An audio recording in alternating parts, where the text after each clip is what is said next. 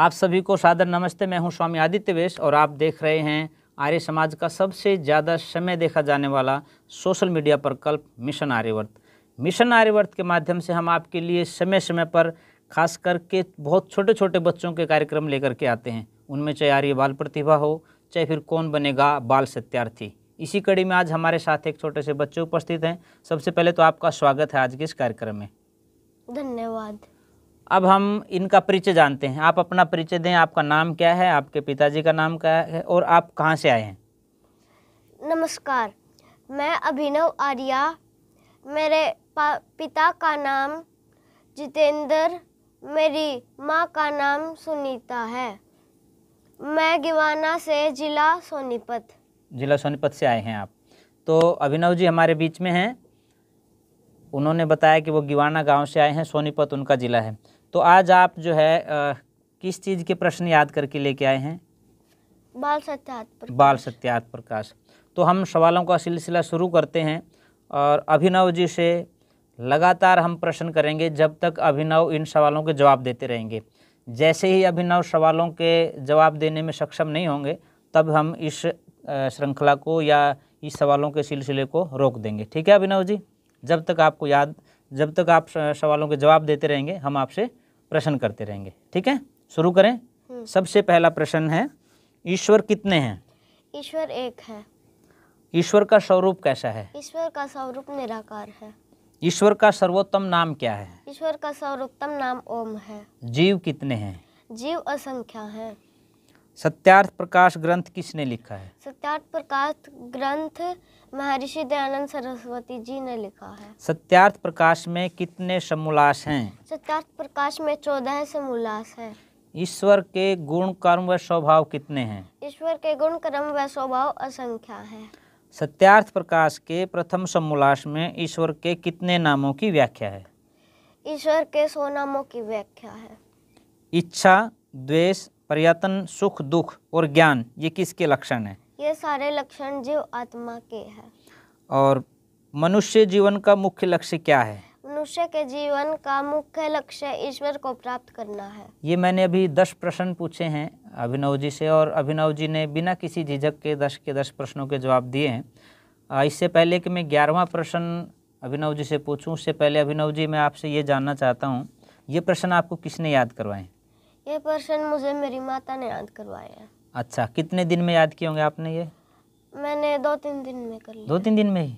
आप तो बहुत इंटेलिजेंट हैं फिर इसका मतलब तो आप इस एपिसोड के बाद और भी ज़्यादा प्रश्न याद करना, ठीक है? तो आप घर में दादा दादी के साथ बैठते हैं कि नहीं बैठते हैं? बैठते हैं। तो सबसे ज़्यादा किन के पास बैठते हैं, दादी के पास या दादा के पास? दादा के पास। तो दादा आपको कुछ कहानियाँ वानियाँ सुनाते हैं कि नहीं? हाँ। कैसी कैसी कहानियाँ? कुछ विशेष, अच्छी या वैसे ही चुटकुले? पुराने ज़माने की कहानियाँ। अच्छा, प्रेरणा मिलती है उनसे आपको? चलो ठीक है। तो अगला प्रश्न पूछ लूँ मैं आपसे? हाँ। अभिनव जी से हम 11वां प्रश्न पूछ रहे हैं और 11वां प्रश्न है कि मनुष्य किसे कहते हैं? जो सोच विचार करके शुद्ध कर्म करे उसे मनुष्य कहते हैं। शुभ कर्म करे, ठीक है। आर्य समाज की स्थापना किसने की थी? आर्य समाज की स्थापना महर्षि दयानंद सरस्वती जी ने की थी। अच्छा, चलो ये बताओ कि महायज्ञ कितने होते हैं? महायज्ञ 5 होते हैं। 5 महायज्ञ होते हैं। संस्कार कितने होते हैं? संस्कार 16 होते हैं। 16 संस्कारों का अपने आप में बहुत बड़ा महत्व है और महर्षि दयानंद सरस्वती ने संस्कार विधि लिखी है, उसमें 16 संस्कारों की व्याख्या है। और पूरी दुनिया में एकमात्र ऐसा ग्रंथ है, अक्सर हम कहते हैं कि सड़कों का निर्माण कैसे हो, भवनों का निर्माण कैसे हो, बिल्डिंगों का निर्माण कैसे हो, पार्कों का निर्माण कैसे हो, यहाँ तक कि गाड़ी, यहाँ तक कि रेलगाड़ी, जहाज़ का निर्माण कैसे हो, इसकी योजनाएं हमारे पास हैं। परंतु एक मनुष्य का निर्माण कैसे हो, इसकी प्लानिंग यदि किसी को जाननी है, उसके निर्माण की योजना किसी को देखनी है, तो महर्षि दयानंद सरस्वती के संस्कार विधि को अवश्य पढ़ना चाहिए और वो 16 संस्कार उसमें वर्णित हैं। ये अभिनव जी ने बताया है।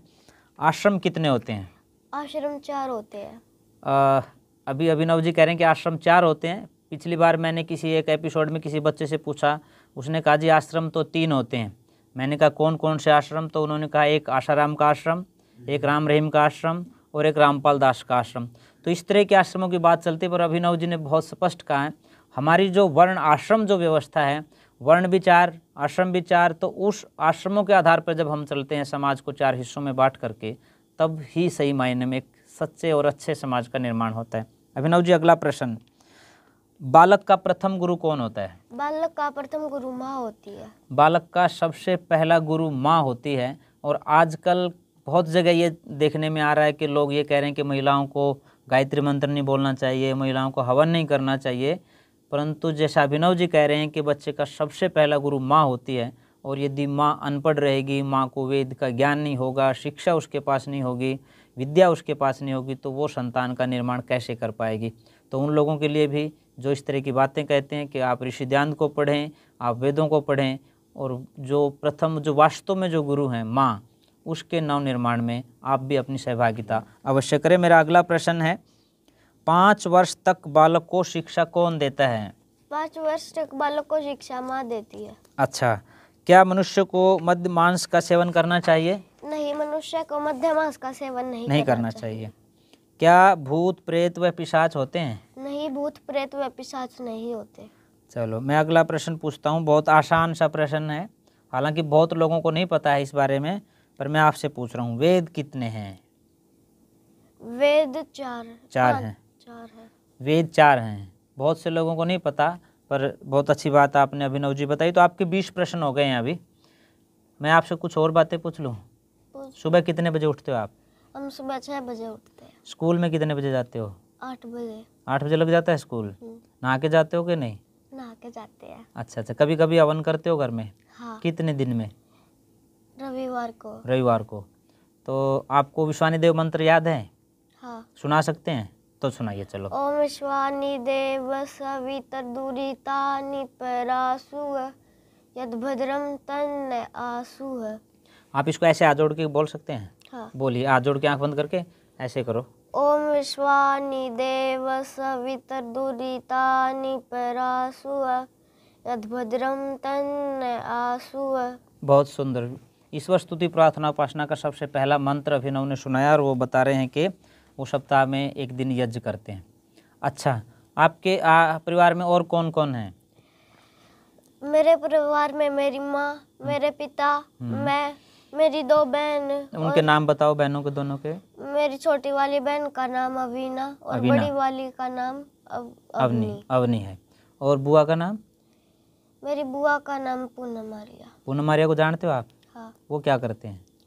वे आर्य समाज में है। आर्य समाज में है, काम करते हैं, बेटी बचाओ अभियान चलाते हैं। हाँ। आप सब जानते हैं हमारी बहन पूनम और प्रवेश को। बहन पूनम आर्या के आप जो छोटे भाई हैं उनके आप बेटे हैं। तो वो बेटी बचाओ अभियान के माध्यम से समाज में बहुत बड़ा काम कर रहे हैं, और बहुत लंबे समय से।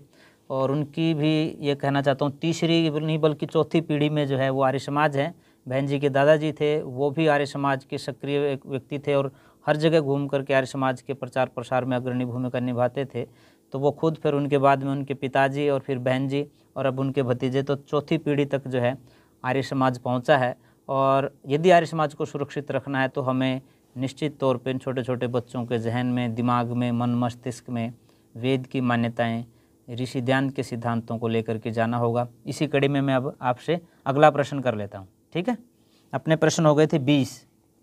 21वां प्रश्न है, क्या जन्मपत्र, फलादेश, भविष्य कथन, शकुन अपशकुन सत्य हैं? नहीं, ये सब असत्य है।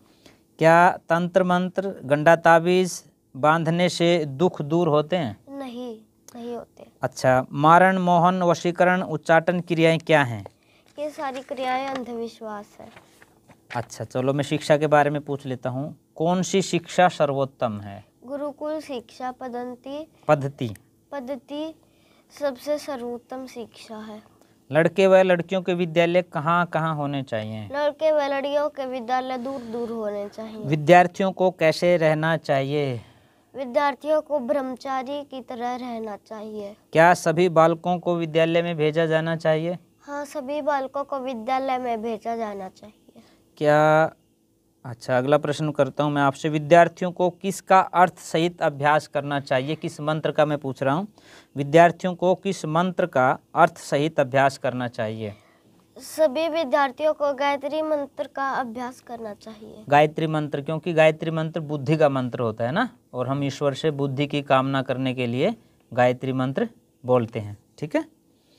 क्या ब्रह्मचारी का यज्ञोपवीत होना चाहिए? हाँ, होना चाहिए। वेदों के पठन पाठन व श्रवण मनन का अधिकार किसे है? इसका अधिकार सभी मनुष्यों को है।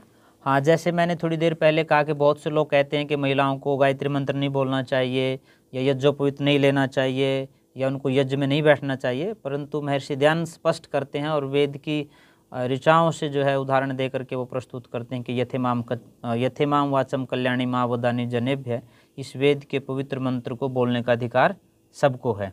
तो अभी 30 प्रश्न हो गए हैं। आप कहो तो आगे भी पूछें आपसे, या इतने ही ठीक हैं? पूछ लो। आगे पूछ लेते हैं। चलो, 31वां प्रश्न है, क्या महिलाओं को वेद पढ़ने पढ़ाने और सुनने सुनाने का अधिकार है? हाँ, अधिकार है। गार्गी, मैत्रेयी, लोपमुद्रा कैसी नारियां थी? ये सारी नारियां वेदों की विदुषी थी। वेदों की विदुषी थी ये नारियां। ये एक बहुत बड़ा उदाहरण है उन लोगों के लिए जो महिलाओं को वेद पढ़ने से रोकते हैं। संध्या शब्द का क्या अर्थ है? संध्या शब्द का अर्थ आत्मा से परमात्मा को याद करना है। क्या ब्रह्मचारी को प्रतिदिन यज्ञ करना चाहिए? हाँ, ब्रह्मचारी को प्रतिदिन यज्ञ करना चाहिए। सत्यार्थ प्रकाश के 14वें समोल्लास में किस मत की समीक्षा है? इस्लाम मत की। अच्छा, ब्रह्मचारी को किसका पालन करना चाहिए? ब्रह्मचारी को यम और नियम का पालन करना चाहिए। यम और नियम का। धर्म का अर्थ क्या है? धर्म का अर्थ परोपकार करना है। धर्म का ज्ञान किसे होता है? धर्म का ज्ञान दुर्गुण त्यागी को होता है। दुर्गुण त्यागी व्यक्ति को धर्म का ज्ञान होता है। विद्यार्थी का जीवन कैसा होना चाहिए? विद्यार्थी का जीवन सरल और तपस्या पूर्ण होना चाहिए। विद्यार्थियों को कैसे शास्त्रों का स्वाध्याय करना चाहिए? ऋषियों के द्वारा लिखे गए स्वाध्याय। हाँ, नहीं तो आजकल जिस प्रकार की मैगजीन और जिस प्रकार की पत्रिकाएं आती हैं वो ना पढ़ करके हमारे ऋषियों द्वारा मुनियों द्वारा जो ग्रंथ जो रचे गए हैं उनको पढ़ना चाहिए। तो अभी हमारे 40 प्रश्न हो चुके हैं। अभिनव जी से ये पूछते हैं कि आप खेलते भी हैं? हाँ। और खेत में भी जाते हैं? तो खेत में कितने दिन के बाद जाते हैं? 1-2 दिन में जाते हैं। आप खेत में जो बिजाई होती है, जो कुछ जो अपन फसल लगाते हैं, उनमें किसी का नाम याद है आपको? क्या क्या लगाते हैं? हाँ, बताओ। 2 फसलों का नाम याद है, गेहूँ और धान। धान, गन्ना। हाँ। सब्जियां बोते हैं खेत में? हाँ। कौन कौन सी सब्जियां बोते हैं? गाजर, हाँ, आलू, मटर, हाँ, केला। केला भी? अच्छा, केला तो आपको खाने में ज़्यादा पसंद है? सबसे ज़्यादा केला ही पसंद है आपको? और केले के अलावा? मिर्च खानी पसंद है, या मिर्च बोते हो? खेत में बोते हो मिर्च? हाँ। खानी भी पसंद है? अच्छा, ठीक है। और क्या खाना पसंद है आपको? सेब। स्कूल में जब आप टिफ़िन पैक करवा के ले जाते हैं, उसमें ऐसा तो नहीं घर वाले अंडे वंडे डाल देते हो? नहीं। स्कूल वाले कहते हैं कभी? अच्छा, ठीक है। तो फिर क्या लेके जाते हो आप टिफ़िन बॉक्स में? रोटी दही। सब्जी भी लेके जाते हो? हाँ। या सब्जी नहीं खाते हो? खाते हैं। चलो, ठीक है। तो अभी जो है अभिनव जी ने हमें बताया है कि वो खेत में जाते हैं, और छोटे छोटे बच्चों को हमें अपनी संस्कृति से जोड़ के रखना चाहिए। अन्यथा तो बहुत से लोगों को तो यही नहीं पता कि आलू पेड़ के नीचे लगता है कि पेड़ के ऊपर लगता है, या वो एक जड़ वाला जो है वो फल वो सब्जी है या क्या है। बहुत से लोगों को ये भी नहीं पता कि धान जो है वो कैसे उगाई जाती है, गेहूँ जो है वो कैसे उगाई जाती है। पर छोटे छोटे बच्चों को अपनी प्राचीन संस्कृति से जोड़ करके रखने का प्रयास हमें करना चाहिए। मैं अगला प्रश्न आपसे कर रहा हूँ, समावर्तन संस्कार कब होता है? विद्या पूर्ण होने पर होता है। विद्या पूरी होने के बाद, जिसको आजकल लोग एक अलग तरह से बोलते हैं, दीक्षांत समारोह बोलते हैं, जबकि उनकी दीक्षारंभ तो कभी हुआ नहीं, पर दीक्षांत बोलते हैं। उसको वास्तव में समावर्तन संस्कार कहा जाता है। विवाह संस्कार क्या है?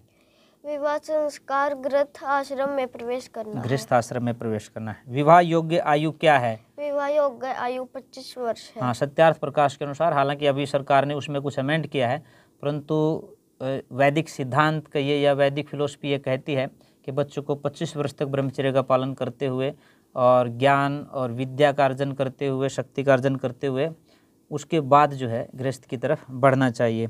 तो विवाह कितने प्रकार के होते हैं? विवाह 8 प्रकार के होते हैं। 8 प्रकार। कौन सा विवाह सर्वोत्तम माना जाता है? सबसे सर्वोत्तम विवाह स्वयंवर माना जाता है। स्वयंवर का मतलब यहाँ सीधा सीधा एक ही अर्थ है कि गुण कर्म स्वभाव मिलाकर के शादियाँ होनी चाहिए समाज में। वर्ण कितने होते हैं? वर्ण 4 होते हैं। और हमने थोड़ी देर पहले आश्रम पूछा था, वो कितने हैं? आश्रम 4। हाँ, आश्रम भी 4 हैं और वर्ण भी 4 हैं। वर्ण का निर्धारण किससे होता है? कई लोग कह देते हैं कि भाई जन्म से होता है, कई लोग कुछ मान लेते हैं, कई लोग कुछ मान लेते हैं, तो आप क्या मानते हैं?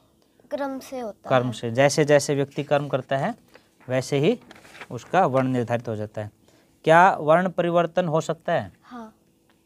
इन्होंने कहा हाँ, और महर्षि दयानंद सरस्वती भी कहते हैं यदि ब्राह्मण का बच्चा पढ़ने के बाद भी अनपढ़ रह जाए तो उसको शूद्र के कुल में, और शूद्र के कुल में पैदा हुआ बेटा यदि पढ़ लिख करके विद्वान हो जाए, वेदों का विद्वान हो जाए, तो उसको ब्राह्मण के कुल में परिवर्तित और प्रतिस्थापित कर देना चाहिए। यह क्रांतिकारी बात महर्षि दयानंद सरस्वती के अलावा किसी भी खास करके जो फिलोसफर हैं महर्षि दयानंद जी के समकक्ष उनके उसमें देखने को नहीं मिलती है। तो ये भी अपने आप में एक क्रांतिकारी बात है। और 49वां प्रश्न मैं पूछ रहा हूँ आपसे, गृहस्थी रूपी गाड़ी के 2 पहिए कौन कौन से हैं? पति व पत्नी है। पत्नी व पति को परस्पर कैसा व्यवहार करना चाहिए? पति व पत्नी को परस्पर प्रसन्नता पूर्वक व्यवहार करना चाहिए। अभी जो है अभिनव जी से हमने 50 प्रश्न पूछे हैं। प्रश्न बहुत हैं, ये श्रृंखला बहुत लंबी चौड़ी है, और अगर वो प्रयास करते हैं तो लगभग 1000 के आसपास ये प्रश्न हम लोगों ने तैयार किए हैं सत्यार्थ प्रकाश के। तो अभिनव जी को अभी यहीं रोक रहे हैं इस बात के लिए और इस विश्वास के साथ कि वो आप आगे के प्रश्नों को भी याद करेंगे और दोबारा कार्यक्रम में शामिल होंगे। आप आज कार्यक्रम में रहे, आपको कैसा लगा? अच्छा लगा। ठीक लगा? कोई बात बुरी लगी हो? नहीं। कुछ कहना चाहते हो? आपके जो क्लास में छोटे छोटे जो आपके जो साथी हैं, मित्र हैं, उनके नाम बता सकते हो आप? बताओ। एक तो गुरमीत है। गुरमीत कहाँ से हैं? रुड़की से। अच्छा। और एक वैभव है। वैभव कहाँ से हैं? रिठाल से। रिठाल से। और एक नक्श है। लक्ष्य है? नक्श वो कहाँ से हैं? गिवाना से ही है। और इसके अलावा? और इसके अलावा एक रक्षित है। रक्षित वो कहाँ से हैं? आंवली से। आंवली से। ये आपके पक्के मित्र हैं? हाँ। चलो ठीक है। उन मित्रों को, उनको भी, और जो उनके साथी और हैं उनको क्या कुछ आप कहना चाहोगे आज चैनल के माध्यम से कि मैं भी इस कार्यक्रम में हूँ, आप भी प्रश्न याद करें, आप भी आएँ? हाँ। कहो तो फिर। आप भी इसमें आए, आप भी याद करेंगे। आप भी याद करेंगे प्रश्न और कार्यक्रम में शामिल होंगे। अभिनव की तरफ से मैं भी कह रहा हूँ, इनके समकक्ष इस उम्र के जो बच्चे हैं जो इस कार्यक्रम को देख रहे हैं वो भी इस कार्यक्रम का हिस्सा हो सकते हैं। आप हमारे नंबरों पर फ़ोन करके आप हमारे से संपर्क करें, वो प्रश्नावली पूरी की पूरी ले लें और उसके बाद फिर आपके बच्चों को इस कार्यक्रम में शामिल करने के लिए भेजें। आपको आज का कार्यक्रम कैसा लगा हमें ज़रूर बताएं। ऋषि ध्यान के प्रति समर्पित मिशन आर्यवर्त की समस्त गतिविधियां आपको कैसी लगती हैं कमेंट बॉक्स में ज़रूर लिखें।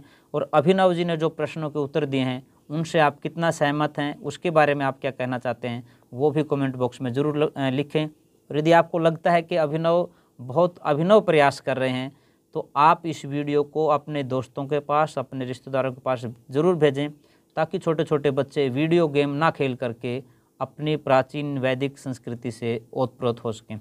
आप आज कार्यक्रम में रहे, आपका बहुत बहुत धन्यवाद। धन्यवाद सबको। नमस्ते।